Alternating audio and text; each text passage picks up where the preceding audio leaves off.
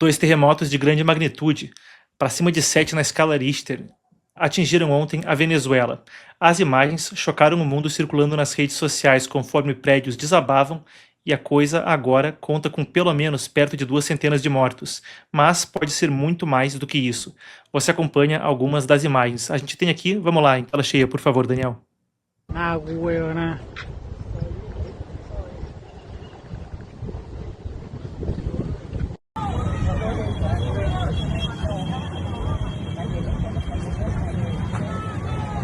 Mira los delfines, mira, mira, mira. Prédios caindo em várias cidades, e o balanço mais recente aponta, atualizado agora à tarde, pelo menos 188 mortos e quase 1.000 feridos. Mas a imagem que você vê ao lado do Serviço Geológico dos Estados Unidos é a mesma fonte que alerta. Esse número de mortos pode passar de 100 mil pessoas. A estimativa inicial era de 10 a 100 mil pessoas. Aí, claro, há metodologias para isso, desde a severidade do terremoto até a quantidade de prédios, a densidade demográfica, a concentração de pessoas. Por agora, não só na Venezuela, mas também com gente de fora do país indo para ajudar, se busca entender o tamanho das perdas. O primeiro tremor foi registrado com magnitude de 7,2 no norte do país e 39 segundos depois veio o outro abalo, ainda mais forte, dessa vez de magnitude 7,5, o que tornaria ele o mais forte em largo tempo na Venezuela.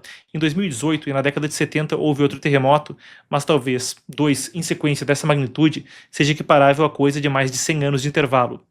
Entre as áreas mais afetadas fica a capital, Caracas, que esteve relativamente perto do epicentro. E vocês acompanham mais das imagens comigo que circulam online. Realmente, até o próprio aeroporto de Maiquetía, o aeroporto internacional Simão Bolívar, que fica a coisa de 40 quilômetros da capital, foi ele próprio afetado e os voos, por agora, não circulam em tempo indefinido. E, de fato, as imagens dos escombros são chocantes. Aí, em La Guaira. Uau! Prédios caídos, ruas cobertas por escombros então e interrupções no fornecimento de energia e nas comunicações. Ao todo, são 179 edifícios que desabaram, 190 com danos estruturais graves e mais de 200 parcialmente destruídos. Quando se fala da extensão urbana, o dano também é enorme. A coisa lembra um cenário de guerra. A gente tem um vídeo com o momento exato em que um prédio residencial de 6 andares desabou. Se a gente tem, podemos colocar na tela. O momento exato, então, aí as imagens de Maiquetía, do aeroporto, e a gente deve ter o momento onde um edifício de 6 andares desaba também.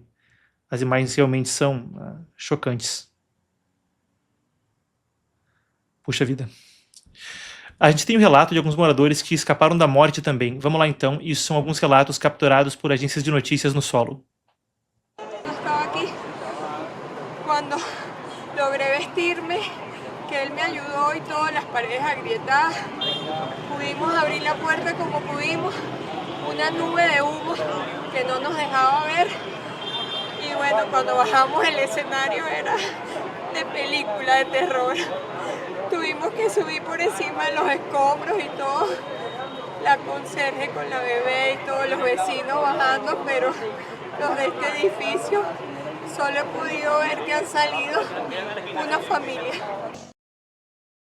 Creio que a gente também tem mais uma sonora, essa de um homem então que escapou da morte em meio aos terremotos. Afortunadamente la familia, mi esposa, la nieta, estábamos fuera del apartamento, del edificio, y cuando llegamos nos encontramos con que estaba totalmente destruido. Afortunadamente también los vecinos pudieron salvar su vida. Que podemos... Bom, aí está então esses relatos.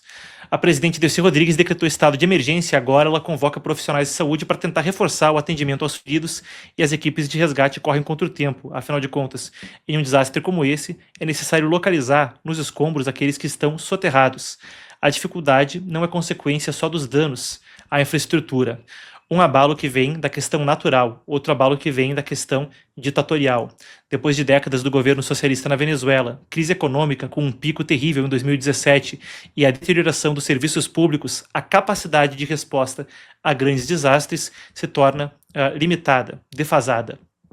Agora, existe a falta de recursos e equipamento para a dimensão que a tragédia traz à tona.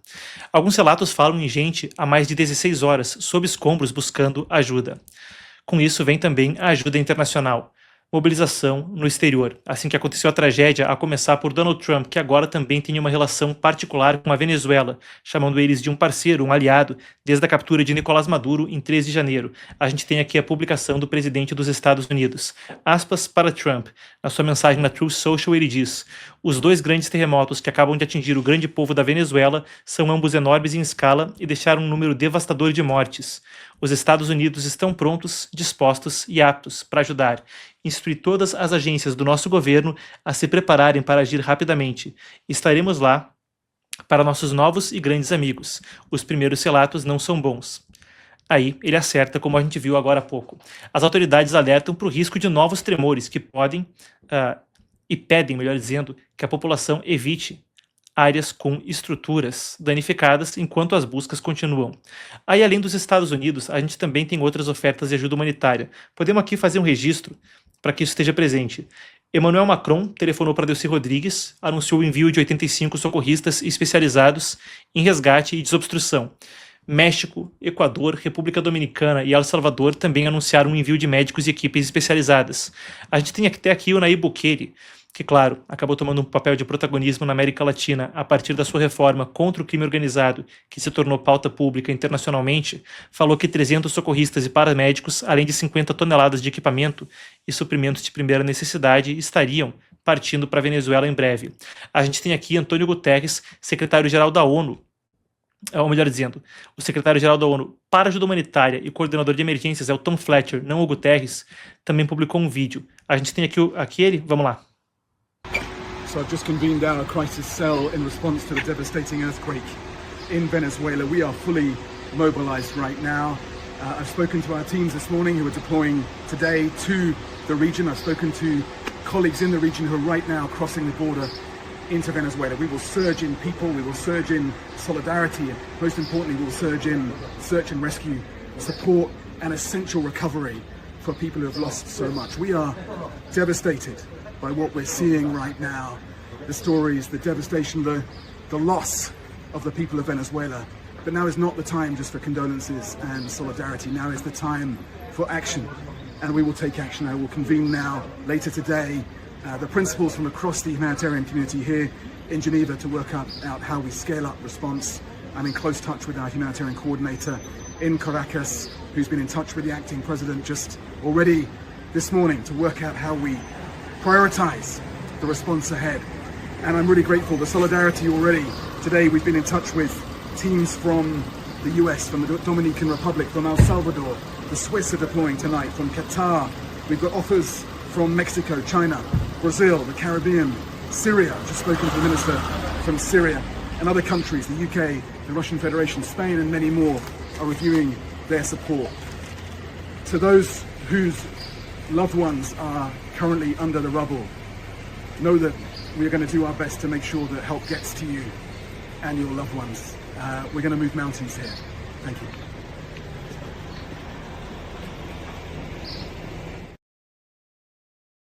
Bom, aí está então Tom Fletcher, coordenador para ajuda humanitária no Secretariado-Geral da ONU. A quantidade de países é imensa, a gente poderia passar o noticiário aqui todo lendo o nome deles, mas não sei se seria tão construtivo para o programa. A gente registra aqui uma nota, entretanto, do próprio Brasil. O presidente Luiz Inácio Lula da Silva também publicou uma mensagem de solidariedade e disse que orientou o Itamaraty a avaliar, junto com a Embaixada do Brasil em Caracas, as medidas que pudessem ser adotadas. O Itamaraty falou que está monitorando a situação e até o momento não há até o momento, melhor dizendo, relatos de brasileiros entre as vítimas. Não foi anunciado o destacamento de equipes de resgate ou de ajuda humanitária à Venezuela até o momento, pelo menos, dessa transmissão. Tem organizações da sociedade civil, para quem deseja auxiliar, e da diáspora venezuelana que criaram plataformas para centralizar informações sobre a emergência no país. Então é possível fazer doações e ajudar na busca por pessoas desaparecidas por meio de canais criados para organizar essa resposta. A gente também deve ter os links na descrição da página e nos comentários. A gente vai deixar os links aí disponíveis, então, posteriormente, para quem quiser fazer algum tipo de doação para auxílio humanitário em um país que sofre um cenário como esse. Estarão aí abaixo, se não estão ainda, pedir que a produção também disponibilize esses links aí abaixo. Bem, Enquanto a dimensão da tragédia surpreende o mundo, o risco de um grande terremoto na região já era conhecido pelos especialistas. A seguir, conforme a gente passa das atualizações do momento para análise e aquilo que nos permite tentar navegar esse cenário e entender mais a respeito do assunto, há 2 pontos a serem trazidos à tona. Um deles é a questão de já ser conhecida a possibilidade de um tremor na região por especialistas. A Venezuela é, na verdade, um dos países com maior risco sísmico, como é chamado, risco de terremoto, no norte da América do Sul. Então, cerca de 80% da população, tornando esse problema composto por mais uma camada, também vive em áreas vulneráveis a abalos sísmicos. O país fica no encontro de 2 grandes placas tectônicas, placas continentais, a placa do Caribe e a placa sul-americana. E aí o atrito entre essas duas faz com que movimentos constantes na crosta aumentem o risco de terremoto. É uma combinação de falhas geológicas ativas, crescimento urbano e alta densidade populacional, ou seja, as duas se encontram. No meio disso, as cidades ficam justamente próximas de onde esse tipo de problema é notório. Os terremotos acabam sendo uma ameaça natural do país. Essa presença de falhas geológicas ativas é a grande preocupação aí. A mais importante é a chamada falha de Boconó. São cerca de 500 quilômetros de extensão, atravessando os Andes venezuelanos. E claro, quando a gente fala em terremotos anteriores, outros também já foram associados a isso. 1812, magnitude 7,7, creio que esses são os maiores desde então, com algumas ressalvas. Naquela época foram de 15 a 20 mil pessoas, 1812.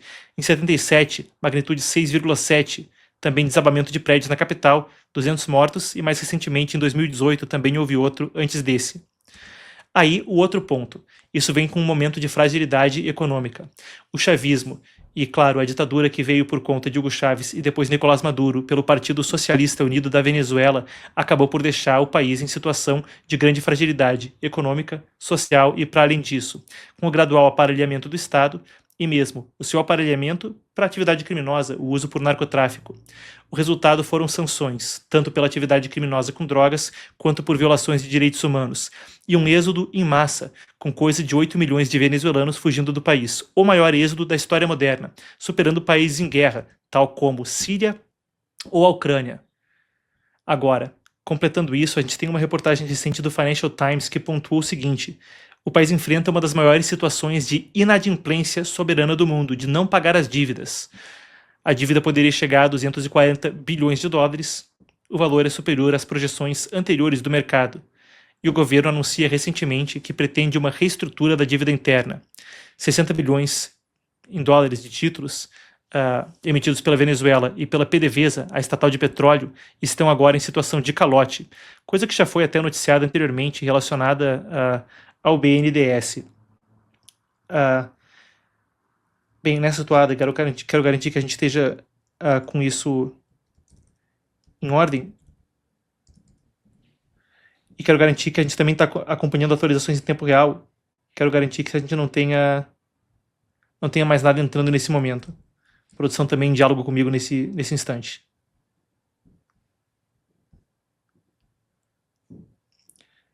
Creio que esse é o número mais recente, então, 188 mortos. A tragédia é pujante. Conforme a gente cobre isso, até fico considerando a questão mesmo da diáspora venezuelana no Brasil, um cenário quando a gente fala desses 8 milhões, então, de venezuelanos no exterior, que pontuam aí 3 milhões na Colômbia e meio milhão que veio ao Brasil eventualmente.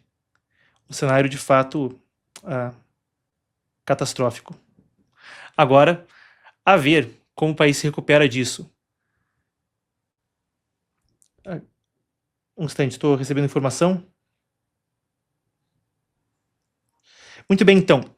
Para prosseguir com isso, eu recebo hoje o Carlos José León. Eu falava a respeito dessa questão do despreparo do Estado e assim por diante. Na sequência, a gente recebe, então, um membro do êxodo venezuelano, o autor Carlos José León, ele que escreveu sobre a Internacional Castro-Chavista, hoje radicado no Brasil.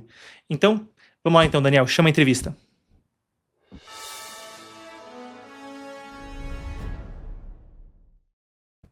Muito bem, Carlos, obrigado por nos atender. Realmente, uma catástrofe humanitária devastadora aí. Ontem mesmo a gente conversava a respeito do assunto e Surpreendente a notícia. O que eu quero perguntar agora é no seguinte sentido. Se fala frequentemente sobre um cenário onde, por um lado, há a tragédia da catástrofe natural, por outro lado, um Estado que também está fragilizado para responder a isso. O que a gente pode esperar da resposta do governo de Delcy Rodrigues no momento? Bom, a resposta de fato está acontecendo, Marcos. O pedido imediato da ajuda, inclusive do setor privado, no aluguel de maquinárias para poder fazer as operações de resgate. Isso deixa claro que o Estado venezuelano não estava, nem estará nos próximos anos, enquanto continuar esse regime no poder, preparado para um evento parecido, inclusive menor do que aconteceu hoje na Venezuela. Porque, bem você relatou, a gente já atravessava uma crise humanitária, né, vista escancaradamente um processo de corrupção que a Venezuela atravessa há mais de 27, 28 anos que eles estão no poder.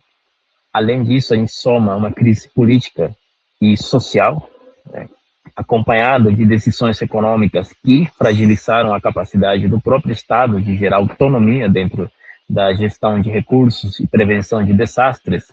Não é só a questão ideológica aqui que a gente pode criticar, a gente tem que criticar as decisões técnicas que foram tomadas já no passado, desde que eles se apropriaram da PDVSA, dos institutos que faziam pesquisas na Venezuela, meteorológico, tudo, eles interviram e colocaram militares aliados ao regime. Hoje a gente tem como resultado isso, que a gente não tenha tido a capacidade de prever a magnitude do que isso poderia ter causado. Claro que eu não estou dizendo que a natureza poderia ter sido controlada, eu estou dizendo que as ações poderiam ter sido previstas e alertadas conscientemente, porque a Venezuela, há registro de que esse terremoto, ou esses terremotos que aconteceram ontem, estavam já sendo alertados de pelo menos há uma década atrás que poderiam acontecer em Caracas, especificamente em Caracas. Quando a gente fala até dessa questão de Caracas, é onde se concentra a grande parte da população do país. Então, em termos econômicos, claro que o país já está fragilizado economicamente, mas para você que, claro, viveu a vida lá, o quanto isso impacta economicamente o país, porque é uma coisa que, além do tempo para recuperar a estrutura civil, também acaba por impactar a economia de forma drástica. Então, ainda mais em um momento sensível como esse, né? Por exemplo, você tem uma ideia, La Guaira é uma cidade litorânea, né? Quando ela não vive do turismo, ela vive de Caracas. Então, grande parte da população guairense ou varguense, que nós chamamos, se desloca para Caracas para trabalhar. É assim que funciona. Caracas é uma grande cidade metropolitana, né? Mas ela incorpora microcidades, outras como Guatire, Guarena, Charajá, são cidades que são satélites para Caracas funcionar. E se a gente está falando que o metrô, o trem estão paralisados, quer dizer que toda essa massa populacional que conecta essas cidades não vão ter acesso a Caracas, digamos assim. Então, a capacidade do trabalhador de se deslocar, do empreendedor de abrir o comércio e do empresário de receber os funcionários para fazer a empresa rodar naquele dia, né? Ou naqueles dias. Fora a incapacidade de deslocamento. Muitas pessoas, para chegar ao trabalho, dentro das cidades afetadas, como La Guaira, volto a dizer, ou regiões como Chacal, Altamira, altamente de um perfil mais empresarial, vai se sentir, claro, nos próximos dias, um impacto mais relevante, dado as circunstâncias que a gente está atravessando.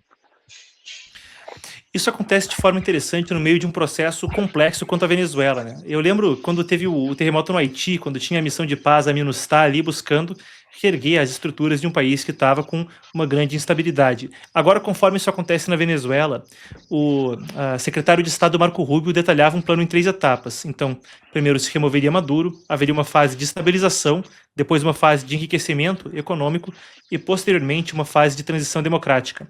Quando a gente dá um passo para trás e tenta pensar nesse processo mais abrangente do que acontece após a captura de Maduro em janeiro, como esse terremoto impacta? Ele atrasa ou pode abrir outras oportunidades que antes não estariam presentes? Não sei, de alguma forma, tendo algum saldo que possa ser positivo. Como isso impacta esse processo que vem, então, após a captura de Maduro? Não há possibilidade clara para o regime uma continuidade no poder através de um processo eleitoral. Está evidente que eles perderiam em qualquer dos cenários. Por quê? apesar da gente tentar e fazer o esforço de não politizar esse momento, é inevitável você não analisar o custo que tem para o regime o que está acontecendo, o custo social do que está acontecendo. Porque o fato de todos os países terem que se mobilizar urgentemente, colocar à disposição todos uma estrutura de resgate, helicópteros, aviões, toneladas de alimentação, medicação e hidratação, é uma questão econômica, é um recurso. Mas o fato do país não ter a estrutura maquinária para o resgate é outra coisa. A Venezuela não conta com a estrutura de extração. Não tem gruas, não tem taladros. E vocês podem acompanhar os vídeos onde as pessoas estão de forma manual utilizando martelos para romper as colunas, romper as paredes que caíram nos prédios. Então, isso te dá uma noção de quanto o venezuelano, embora avalado emocionalmente e humanamente, porque muitos ainda estarão procurando seus parentes, não terá uma perda de memória tão fácil para achar um responsável a isso. E, digo mais, o governo do Hugo Chávez é marcado por uma outra tragédia natural, que foi a tragédia de Vargas, em ano 99, quando ele impulsionou um processo de referendo eleitoral para modificar a Constituição venezuelana em cima das fortes chuvas que estava tendo ao longo do país, quando ele devia ter cancelado o processo eleitoral. Ele pressionou o Conselho Eleitoral para que não cancelasse, e o resultado foram mais de 10 mil, Marcos, 10 mil desaparecidos em Vargas com as chuvas. Por quê? Que é o mesmo estado da Guaira que a gente está falando hoje. Houve a montanha Ávila, várias quebradas, vários rios se desbordaram, e ela desce e tem um mar de frente. Então, o nível subiu e muita gente ficou desaparecida, porque os prédios, não que eles vieram para o chão, mas eles sim, entrou água, né, para as casas, para os prédios. Muita gente, as rocas imensas, pedras imensas caíram da montanha também. E isso está nas costas do chavismo. O chavismo não tem um traço de humanidade diante às manifestações que a gente possa ter, mesmo que alertadas da natureza. Então, essa questão também está na memória no coletivo venezuelano, né? Para a gente ter uma noção do que essa transição que os Estados Unidos pretendem liderar, ela tem que passar sim por um processo eleitoral, né? Ela deve passar, e nesse processo eleitoral eu não há espaço para um membro do chavismo sequer cogitar a ideia de se candidatar. Uma questão interessante é porque em 2018 também houve tremores de forma similar, não é? Na escala 6.7 anteriormente. Então, que lições há? Você falava agora da tragédia de 99, mas em outros momentos onde o chavismo precisou lidar com catástrofes naturais. Tem algum paralelo que possa ser feito agora? Alguma lição que se extraia disso? Claro, a gente tem, como dito, né, você mesmo disse, em 2018 temos anos atrás, inclusive ano 94, ano 67, históricos de sismos, né, pequenos, uma escala menor, só que isolada, digamos assim, a nível urbano. Essa é uma outra questão. O epicentro aconteceu, sim, territorialmente, mas o efeito sobre a cidade de Caracas não foi contundente como está sendo hoje. Isso é a grande diferença. Por outro lado, a gente está falando numa outra Venezuela, onde havia, não um recurso financeiro, porque 2018, claro, que a Venezuela enfrentava uma das maiores inflações do mundo. A gente está falando do ano de 2017 e 2018, a inflação chegou a ultrapassar 1.000.000%. Porém, você tinha ainda uma mínima capacidade, embora pequena, mas ela era existente para você enfrentar aquilo que já era mínimo também. Não era uma magnitude que nem o que está sendo enfrentado hoje. E, por outro lado, você tinha um chavismo completamente não autodestruído como ele está hoje, né? Que não conta com todas as figuras militares que no passado eram parte da hierarquia chavista e que apoiavam grande parte das decisões do Nicolás Maduro. Bom, a gente ouviu então Carlos José León, Carlos, cientista político, também autor da Internacional Castro Chavista. Muito obrigado então por nos atender, Carlos. É sempre bom ouvir de alguém que conhece da fonte, então, vivendo na Venezuela. Muito obrigado. Eu que agradeço, Marcos, a todo o pessoal da Epoch Time. Até mais.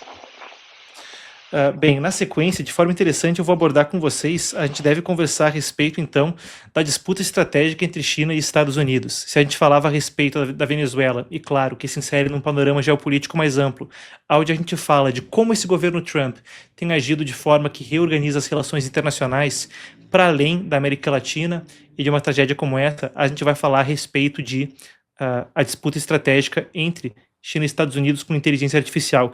Antes de eu prosseguir para esse segmento, normalmente aqui existe um espaço para anunciantes. Em respeito às vítimas do terremoto, quero também deixar isso aqui destacado. A gente acabou escolhendo por não inserir publicidade nesse segmento. Se você gostaria de anunciar em algum outro, você pode enviar um e-mail para contato@epochtimes.com.br.